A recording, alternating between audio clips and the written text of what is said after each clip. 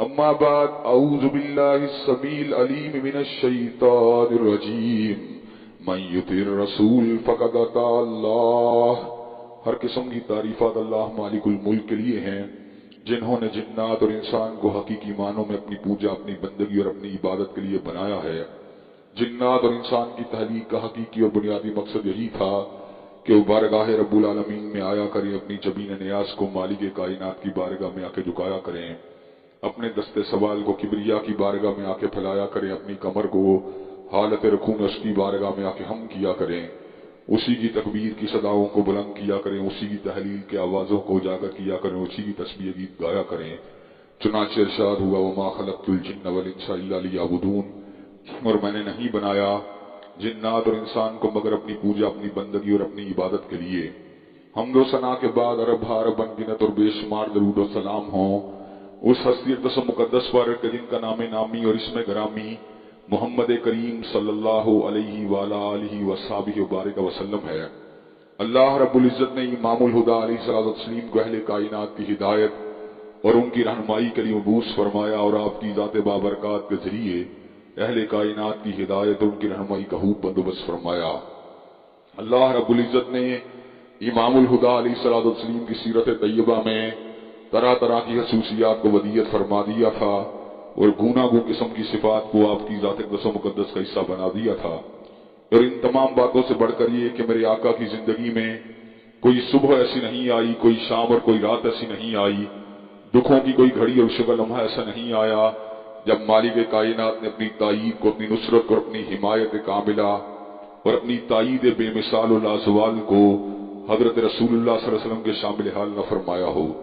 اور ان تمام باتوں سے بڑھ کر یہ کہ عرض کر اپنے اپنی آخری کتاب حمید کو سید العرب والعجم، امام المتقین والابرار، حضرت اشرف الانبیاء والمرسلین، حضرت خاتم النبیین جناب محمد کریم صلی اللہ علیہ وسلم کے قلب پر نازل فرما دیا تھا۔ اسی کتاب حمید کے ایک انتہائی اہم عنوان جس کا تعلق اعمال کی قبولیت کے ساتھ ہے، اس حوالے سے گزشتہ خطبہ جمعہ میں میں نے بعض بنیادی باتوں کو آپ حضرات کے گوش گزار کیا تھا، اور اس بات کو آپ حضرات کے سامنے رکھا تھا کہ نیت کا خلوص اعمال کی قبولیت کی بنیاد ہے۔ انما الاعمال بالنیات، بے شک اعمال کا تعلق انسان کی نیت کے ساتھ ہے۔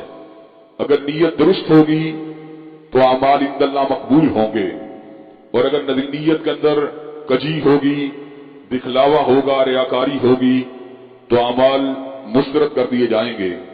کل جب جہنم کی آگ کو بھڑکایا جائے گا، ایک عالم دین کو،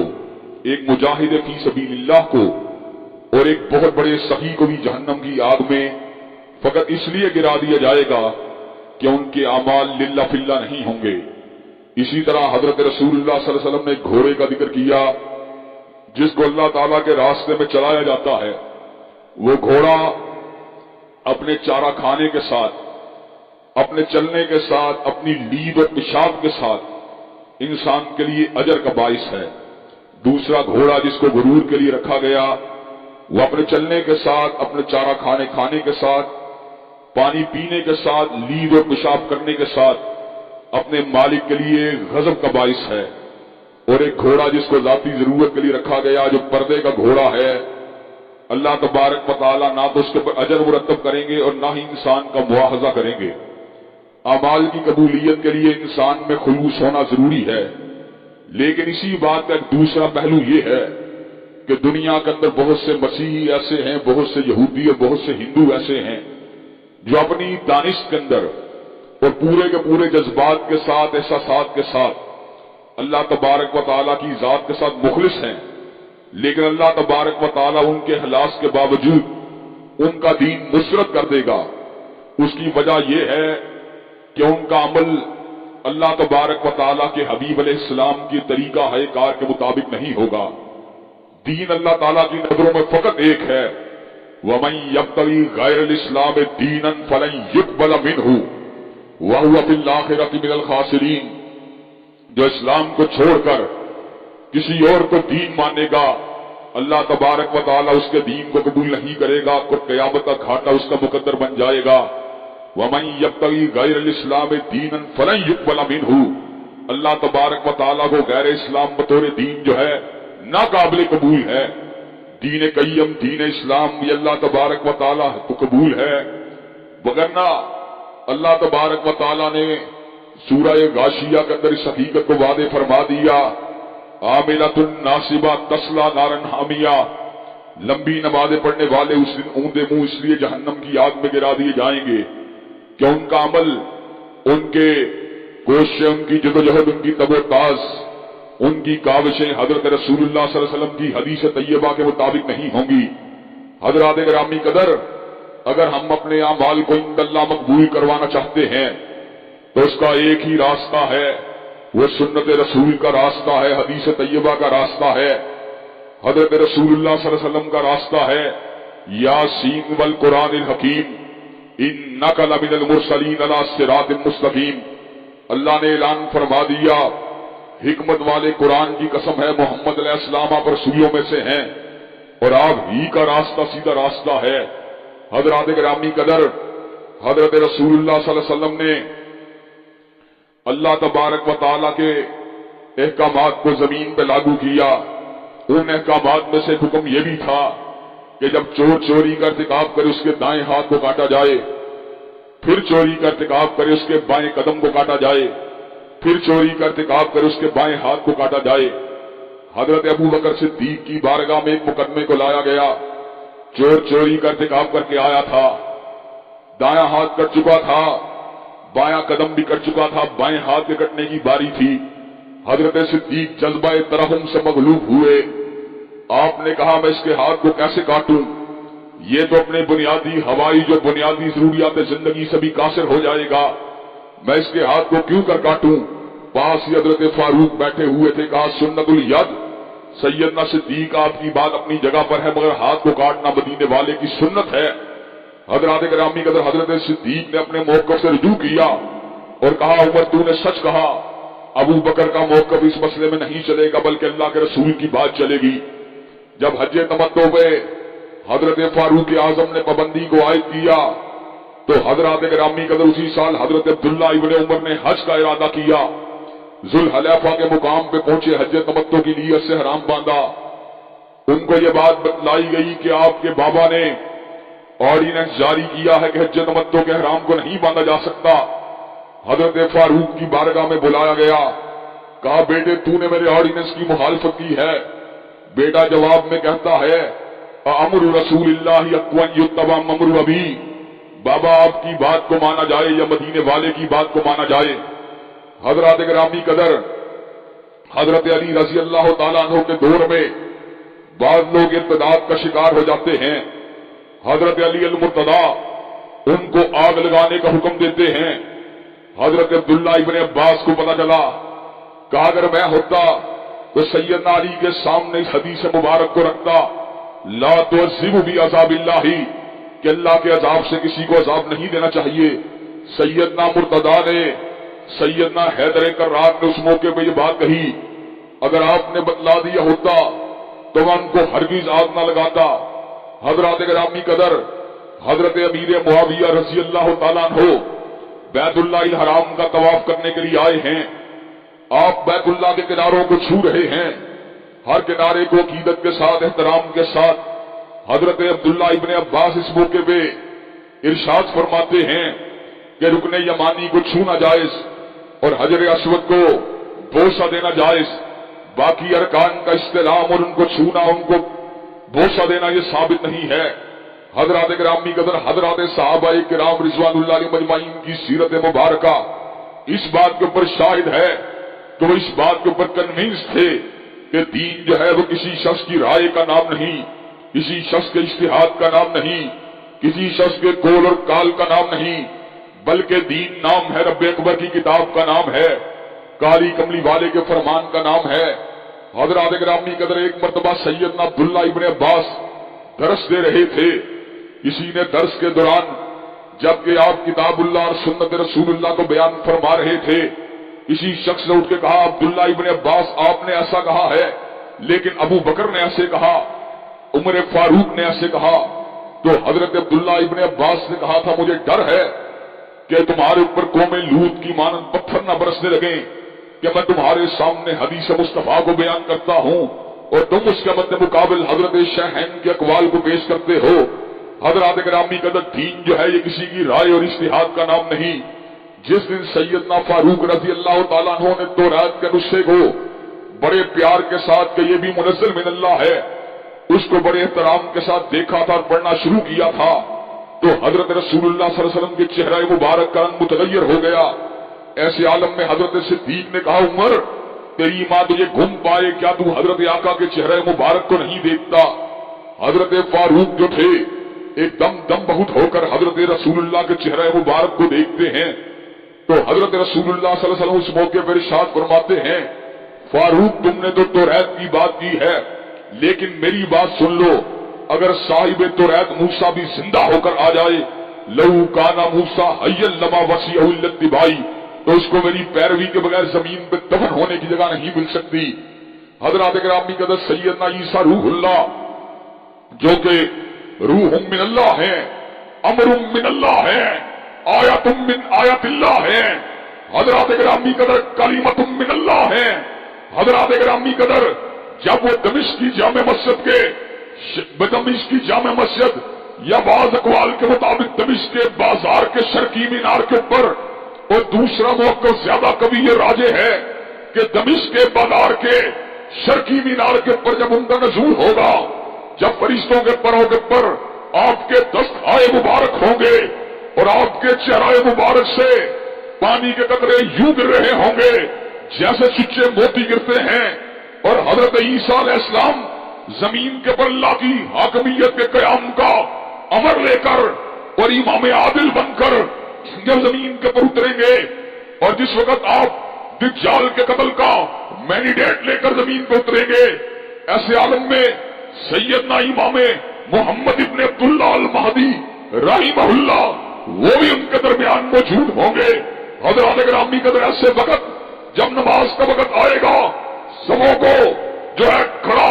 اور سبوں کو جس وقت آپس کے اندر اتصال کے ساتھ ان کو جو ہے بنایا جائے گا، تو حضرات گرامی قدر حضرت عیسیٰ علیہ السلام جو ہیں وہ حضرت امام مہدی کے پیچھے کھڑے ہو کر نماز کو ادا کر کے اس بات کو ثابت کریں گے کہ حضرت رسول اللہ نے اعلان فرما دیا وہ کیسا وقت ہوگا کہ عیسیٰ ابن مریم تمہارے درمیان موجود ہوں گے اور امام تمہارے اندر سے ہوگا۔ حضرات گرامی قدر، حضرت عیسیٰ علیہ السلام جو کہ حضرت رسول اللہ کی تصدیق کرنے والے واحد رسول بن کر کائنات میں دوبارہ جلوہ گر ہوں گے، وہ تصدیق تو کر دیں گے، لیکن اس بات کو مسلح کے پیچھے کھڑے ہو کر ثابت کر دیں گے کہ امامت جو ہے وہ حضرت رسول اللہ کی جاری و ساری ہے۔ رسالت اللہ الخالدہ، رسالت اللہ الخالدہ، رسالت اللہ الخالدہ، ہمیشہ جاری رہنے والی رسالت حضرت رسول اللہ کی رسالت ہے، ہمیشہ جاری رہنے والی نبوت حضرت رسول اللہ کی نبوت ہے، اور ہمیشہ جاری رہنے والی امامت حضرت رسول اللہ کی امامت ہے۔ حضرات گرامی قدر، یہی وجہ ہے کہ سیدنا ابو حنیفہ رحمت اللہ علیہ رحمتم واسعۃ نے کہا تھا، حرام علی من لم یعرف دلیلنا ان یفتی بقولنا، اس شخص کے اوپر یہ بات حرام ہے جس کو ہماری دلیل کا پتہ نہیں ہے، وہ ہمارے قول کے پر فتویٰ دے۔ گویا کہ حضرت امام ابو حنیفہ رحمت اللہ علیہ نے اس بات کو علی وجہ البصیرۃ واضح فرما دیا کہ دین نہ قول ابو حنیفہ کا نام ہے، نہ قول مالک کا نام ہے، نہ قول شافعی کا نام ہے، نہ قول احمد ابن حنبل کا نام ہے، دین نام ہے تو حضرت رسول اللہ کے ارشادات عالیہ کا نام ہے۔ اگر حضرت امام ابو حنیفہ رحمت اللہ علیہ کی فقہ میں دسترس رکھنے والا مفتی یا مجتہد آپ کی دلیل کو پا لیتا ہے جو حدیث طیبہ ہوگی یا قرآن مجید کی آیت ہوگی، تو اس کے لیے آپ کے قول کی روشنی میں فتویٰ دینا 100% جائز ہے۔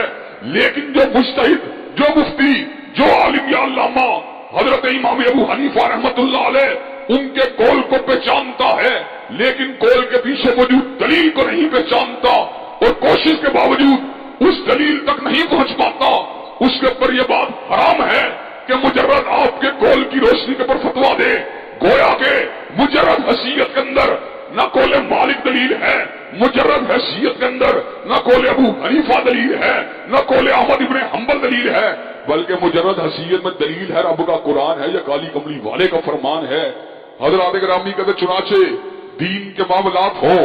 عقائد کے معاملات ہوں، عبادات کے معاملات ہوں، معیشت کے معاملات ہوں، معاشرت کے معاملات ہوں، سیاسیات کے معاملات ہوں، تہذیب کے معاملات ہوں، تمدن کے معاملات ہوں، حلیے کے معاملات ہوں، لباس کے معاملات ہوں، ہمیں بات اگر ماننا ہوگی تو کالی کملی والے آقا علیہ الصلوۃ والسلام کی بات کو ماننا ہوگا۔ اگر ہم نے کملی والے کی بات کو حجت مانا، کملی والے کی بات کو دلیل مانا، تو ہم انشاءاللہ کامیاب ہو جائیں گے۔ اس لیے کہ ان کنتم تحبون اللہ فاتبعونی یحببکم اللہ، جسے اللہ سے محبت ہے اگر وہ حضرت رسول اللہ کے قوال پہ چلے گا اللہ اس سے محبت کرنے لگے گا، اور جو حضور کی بات کو رد کرے گا یا آپ کی بات سے انحراف کرے گا یا آپ کے علاوہ کسی اور راستے کو اختیار کرے گا، اس کے بارے میں پروردگار عالم کی بات واضح ہے۔ فَلْيَحْذَرِ الَّذِينَ يُخَالِفُونَ عَنْ أَمْرِهِ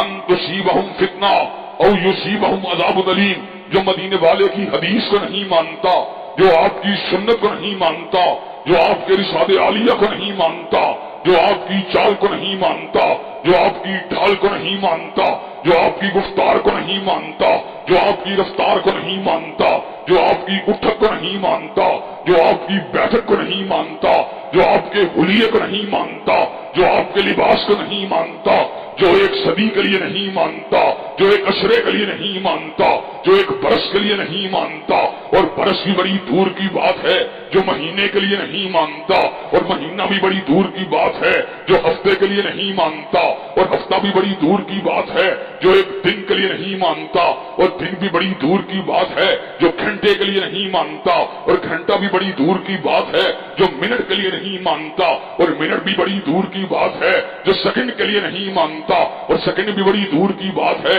جو حاشیہ خیال کے لیے نہیں مانتا، جو پلک جھپکنے کے لیے نہیں مانتا، جو سانس کی آمد و رفت کے درمیان نہیں مانتا، وہ دنیا میں ذلیل ہوگا اور آخرت کے اندر فتنوں اور دنیا کے اندر فتنے کا نشانہ بنے گا، اور آخرت میں اللہ نے اس کے لیے دردناک عذابوں کو تیار کر دیا ہے۔ حضرات گرامی قدر، حضور کا راستہ جنت کا راستہ، حضور کا راستہ سعادت کا راستہ، حضور کا راستہ اللہ کا راستہ، حضور کا راستہ روشنی کا راستہ، حضور کا راستہ سربلندی کا راستہ، حضور کا راستہ خوشبختی کا راستہ۔ جو کامیابی چاہتا ہے اسے حضور کے اسوہ کامل پہ چلنا ہوگا، اور جو آپ کے اسوے سے انحراف کرے گا اس کو کبھی کامیابی نہیں مل سکتی۔ اللہ تبارک و تعالیٰ کے فضل و کرم سے دین قال اللہ و قال رسول کا نام ہے، اور آپ کے اعمال کی قبولیت کے لیے دین قیم میں رہتے ہوئے حضرت رسول اللہ کے ارشادات عالیہ اور آپ کے فرمودات مبارکہ اور آپ کی سنن مطہرہ پہ چلنا ہم سب کے لیے ضروری ہے۔ اللہ تبارک و تعالی ہم سب کو سنت مطہرہ پہ چلنے کی توفیق دے۔ وآخر دعوانا الحمدللہ رب العالمین۔ الحمدللہ نحمده ونستعینه ونستغفره ونؤمن به ونتوکل علیہ ونعوذ باللہ من شرور انفسنا ومن سیئات اعمالنا، من يهده الله فلا مضل له ومن يضلل فلا هادي له، واشهد ان لا اله الا الله واشهد ان محمدا عبده ورسوله، اما بعد فان خير الحديث كتاب الله وخير الهدي هدي محمد صلى الله عليه وسلم، وشر الامور محدثاتها وكل محدثة بدعة وكل بدعة ضلالة وكل ضلالة في النار۔ حضرات گرامی قدر، حضور علیہ السلام کے فرامین حجت ہیں، دلیل ہیں، آئین ہیں، قانون ہیں، دستور ہیں، شریعت ہیں۔ آپ کے اسوے چلنے والا کامیاب ہے اور آپ کے اسوے سے انحراف کرنے والا ناکام و نامراد ہے۔ حضور کا اسوہ حسنہ ہے، اور آپ کی اتباع اللہ تبارک و تعالیٰ کی محبت کے حصول کا ذریعہ ہے۔ جس نے آپ کی بات کو مانا اس نے فقط آپ کی بات کو نہیں مانا بلکہ اللہ کی بات کو مانا ہے۔ چنانچہ ہمیں اتباع رسول صلی اللہ علیہ وسلم کے حوالے سے اپنے آپ کو مضبوط کرنا چاہیے، اور اس بات کو سمجھ جانا چاہیے کہ ایمان کی علامت آپ کے اسوے کو تسلیم کرنا، اور نفاق کی علامت آپ کے اسوے سے انحراف کرنا، اور آپ کے اسوے کا انکار کرنے والا شخص جو ہے وہ دائرہ اسلام سے خارج ہے۔ حضرات گرامی قدر، اس کے ساتھ ساتھ میں دوبارہ آپ کی توجہ اسی اہم ایشو کی طرف مبذول کروانا چاہتا ہوں جس کے پر اللہ تبارک و تعالیٰ کے فضل و کرم سے جستجو کے ساتھ، کوشش کے ساتھ، کاوش کے ساتھ اس وقت ایک قومی تحریک کھڑی ہو چکی ہے. بہت سے لوگ جو مرزا محمد علی جیلمی کی تقریروں کو تواتر کے ساتھ سن کر، اس کی باتوں کو سن کر اس طرح کی ان کو عادت ہو چکی ہے کہ وہ اس کی گفتگو کے ساتھ اس طرح ٹیون ہو چکے ہیں کہ گستاخی کا وہ ایلیمنٹ جو اس کی گفتگو میں موجود ہوتا ہے اس کو اگنور کر دیتے ہیں، اور وہ علماء جو اس کا احتساب کرنا چاہتے ہیں ان کے اوپر نقد کرتے ہیں کہ آپ ایک عالم کا احتساب کیوں کرنا چاہتے ہیں، اس کو کیوں گستاخ قرار دینا چاہتے ہیں. حضرات گرامی قدر، ملک کے اندر بہت سے مسالک اور مکاتب فکر کے لوگ موجود ہیں جن کے ساتھ ہمارے علمی اختلافات ہیں، لیکن کیا وجہ ہے ہم نے یہ روش یا رویہ کبھی کسی اور کے بارے میں نہیں اپنایا؟ اس کی وجہ یہ ہے کہ ایک بات ہوتی ہے دلیل کے ساتھ گفتگو کرنا، ایک بات ہوتی ہے اپنی بات کو چڑھائی کے ذریعے یا جبر کے ذریعے یا دھونس کے ذریعے منوانے کی کوشش کرنا، اور بات کا پرایا بھی اس انداز کا ہو کہ اس کے اندر اکابرین امت اور حیار امت کے اوپر مسلسل تان و تشنیع کیا جائے. ابھی حضرات گرامی قدر ایک نئی ویڈیو تازہ سامنے آئی ہے کہ ظہور احمد چشتی صاحب کوئی بریلوی عالم ہیں، ان کا حوالہ دے کر مرزا محمد علی جیلمی یہ بات کہتا ہے جس نے سیدنا عبد القادر جیلانی کی سلسلہ تصوف کے اندر بیعت نہیں کی، اس کے کندھے کے اوپر خنزیر کا پاؤں ہے. اور اس نے کہا جس نے ولیوں کے ولی سیدنا علی المرتضیٰ کی بیعت نہیں کی اس کے اوپر خنزیروں کے خنزیر کا پاؤں ہوگا. حضرات گرامی قدر، مشاجرات صحابہ کے اندر یہ طنز کہاں پہ جا رہی ہے؟ خنزیروں کے خنزیر کا پاؤں کا مطلب کیا ہے؟ سیدنا معاویہ کے کندھہ مبارک کے بارے میں کیا بکواس کر رہا ہے؟ سیدنا زبیر ابن عوام کے کندھہ مبارک کے بارے میں کیا بکواس کر رہا ہے؟ سیدنا طلحہ بن عبید اللہ کے بارے میں کیا بکواس کر رہا ہے؟ سیدنا عائشہ کے بارے میں کیسی ہرزہ سرائی کر رہا ہے؟ حضرات گرامی قدر، اس کی گفتگو کے اندر سوکیانہ پن ہے اور صحابہ رسول کی عزت اور ان کی عظمت کو تسلیم کرنے کے لیے مادہ و تیار نہیں ہے، خود پسند ہے، گمنڈی ہے. کہتا ہے اگر میں اس دور کے اندر ہوتا تو پہلا یا دوسرا خلیفہ تو میں ہوتا. حضرات گرامی قدر ذرا غور کیجئے کتنی خود پسندی کی بات ہے. اپنے آپ کو یہ بھی کہتا ہے میں دور حاضر کا مجدد ہوں، اور ساتھ کہتا ہے یہ بات میں نے مذاق کے طور پہ just for the sake of joke کہی ہے. حضرات گرامی قدر باتوں کے اندر اپنی شخصیت کو منوانے کی کوشش کرتا ہے، اور علمی حالت یہ ہے روئے زمین کے اوپر کوئی انجینئر ایسا نہیں جو یہ بات کہے کہ میں انگلش ٹیکسٹ بک کی بجائے اردو کے ترجمے پڑھ کر انجینئر بن گیا ہوں، ڈگری میرے پاس نہیں لیکن ہوں میں انجینئر. کوئی ڈاکٹر ایسا نہیں جو یہ بات کہے کہ میں نے باٹنی کی، میں نے فزیولوجی کی، میں نے نروس سسٹم سے متعلقہ کتابوں کو اردو میں پڑھا ہے، ٹیکسٹ بکوں سے مجھے کوئی لینا دینا نہیں مگر میں ڈاکٹر ہوں. ایک بندہ اللہ کے فضل و کرم سے دعوے کے ساتھ کہتے ہیں اور اسی دعوے کے اوپر اپنی بات کو کنکلوڈ بھی کرنا چاہتے ہیں. ہمارا چیلنج ہے تو ترجمہ کرنا تو بڑی دور کی بات ہے، بغیر آراف کے قرآن پڑھ کے دکھلا، بغیر آراف کے حدیث طیبہ پڑھ کے دکھلا. جب تو یہ کام نہیں کر سکتا تو اپنے آپ کو عالم کہلوا کر صحابہ کی ذاتوں کے اوپر کیوں تبرہ کرتا رہتا ہے؟ وہ اس بات کو انڈائریکٹ طریقے سے تانے کے طور پہ یوں پیش کرتا ہے گویا کہ معاذ اللہ حضرت امیر معاویہ کا دفاع کرنے والے، حضرت طلحہ بن عبید اللہ کا دفاع کرنے والے، حضرت زبیر ابن عوام کا دفاع کرنے والے اور حضرت عائشہ کا دفاع کرنے والے لوگ معاذ اللہ ناسبی ہیں، اور تو کہاں کی بکواس کرتا ہے؟ سیدنا علی المرتضیٰ ہمارے دل کی دھڑکن ہے، اولاد علی ہمارے جگر کا ٹکڑا ہے. سیدہ فاطمہ کی چادر اور ان کا دوپٹہ میری 100 ماؤں کے دوپٹوں سے اعلیٰ اور افضل ہے. آل رسول کا احترام ہم سب پہ واجب ہے، لیکن آل رسول کے ساتھ ساتھ اصحاب رسول کا احترام بھی ہمارے اوپر واجب ہے. حضور کی تنہائی اور خلوت کے گواہ، حضور کی گھریلو زندگی کے گواہ اہل البیت ہیں، اور حضور کی بیرونی زندگی کے گواہ اہل البیت کے ساتھ ساتھ آپ کے اصحاب ہیں. اگر ہم صحابہ کی زندگیوں کو نکال دیں تو حضرات گرامی قدر حضور کی پوری زندگی ہمیں سمجھ میں نہیں آ سکتی. حضرات گرامی قدر سیدنا امیر معاویہ کا درجہ سیدنا علی المرتضیٰ کے برابر نہیں ہے. سیدنا علی المرتضیٰ کا درجہ بہت بلند ہے، لیکن اس کے باوجود وہ صحابی رسول ہیں. وہ حضرت عبداللہ ابن عباس کے قول کے مطابق فقیہ صحابی ہیں، مجتہد صحابی ہیں، مسلمانوں کے امیر رہے. سیدنا حسن و حسین نے ان کے ہاتھ کے اوپر بیعت کی، اور حضرت علامہ شہید اس حوالے کو کئی مرتبہ شیعہ کتب سے بیان کیا کرتے تھے. جب سیدنا حسن کا انتقال ہوا تحرکت الشیعۃ بالعراق وكتبوا الى الحسین لخلع معاویہ ابن ابی سفیان. عراق کے شیعہ حرکت میں آئے اور سیدنا حسین کو خط لکھا لخلع معاویہ ابن ابی سفیان، کہ حضرت امیر معاویہ کی خلافت سے اور آپ کی بیعت سے دستبرداری کا اعلان کیا جائے، بیعت کو فسخ کر دیا جائے۔ سیدنا حسین ابن علی رضی اللہ تعالیٰ عنہما نے اس موقع پہ اعلان کیا، انا بیننا و بین معاویہ عہد،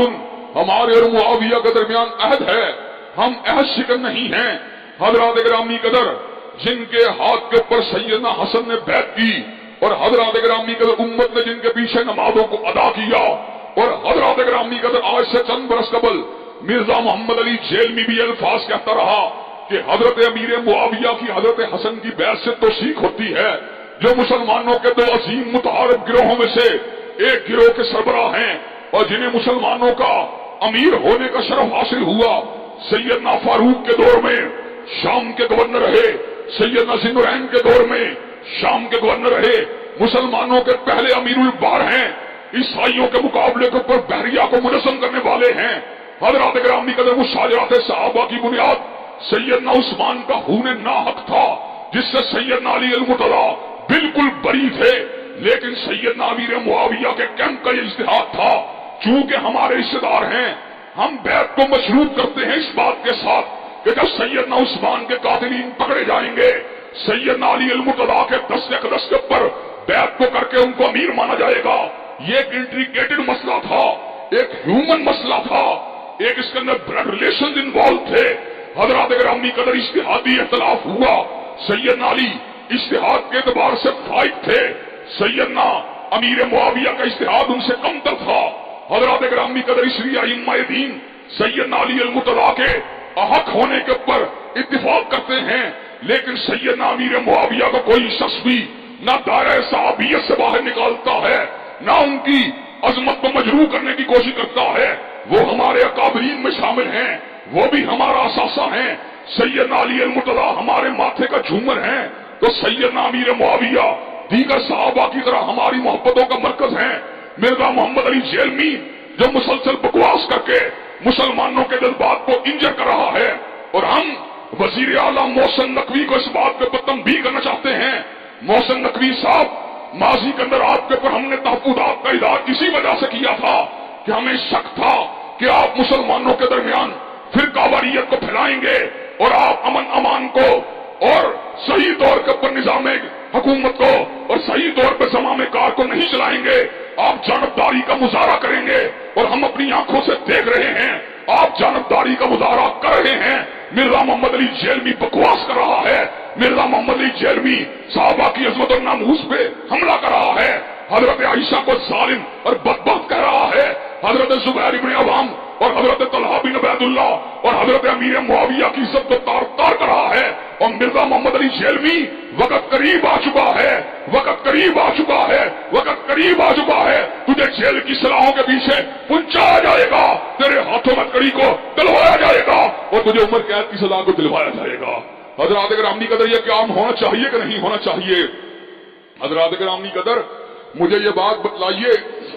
کیا توہین کا جواب علم ہوتا ہے؟ کیا توہین کا جواب تحقیق ہوتا ہے؟ حضرت امیر معاویہ کی شان تو اتنی بلند ہے کہ 100 علامہ شہید نہیں، 1000 علامہ شہید ہو، حضرت امیر معاویہ کے جوتوں پہ قربان کرنے کے لیے تیار ہیں۔ اللہ کی قسم، کوئی علامہ شہید کو گالی دے، ہم اس کے منہ پر جناٹے کا تھپڑ ماریں گے۔ یہ کس طرح ممکن ہے کہ ہماری جان، ہماری آن، ہماری عزت، ہماری آبرو صحابہ کو گالی دی جائے، ان کے بارے میں بکواس کی جائے، ان کے بارے میں ہرزہ سرائی کی جائے، اور ہم سے توقع کی جائے کہ ہم مرزا محمد علی جیلمی کا احترام کریں، ادب کریں، اور چوہے اور کیدڑ اور چھچھندر، ہم تجھے یہ بات بتلا دینا چاہتے ہیں، ہم تیرا احترام نہیں کر سکتے۔ احترام اس کا ہوگا جو صحابہ کی عزت کرے گا، احترام اس کا ہوگا جو امی عائشہ کے دوپٹے کی عزت کرے گا، احترام اس کا ہوگا جو طلحہ اور زبیر کی عزت کرے گا۔ حضرات گرامی قدر، مرزا محمد علی جیلمی کو جیل کی سلاحوں کے لیے جانا چاہیے کہ نہیں جانا چاہیے؟ اس کو جیل کی سلاحوں میں جانا چاہیے کہ نہیں جانا چاہیے؟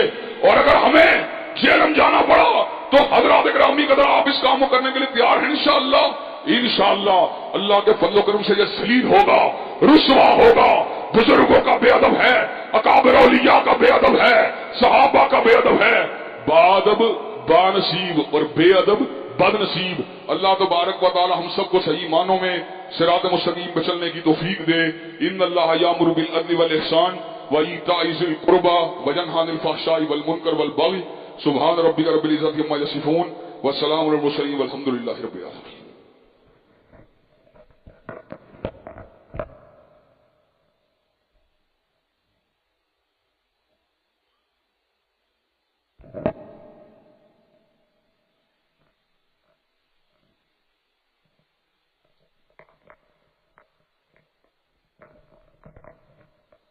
الله أكبر الله أكبر أشهد أن لا إله إلا الله أشهد أن محمدا رسول الله حي على الصلاة حي على الفلاح قد قامت الصلاة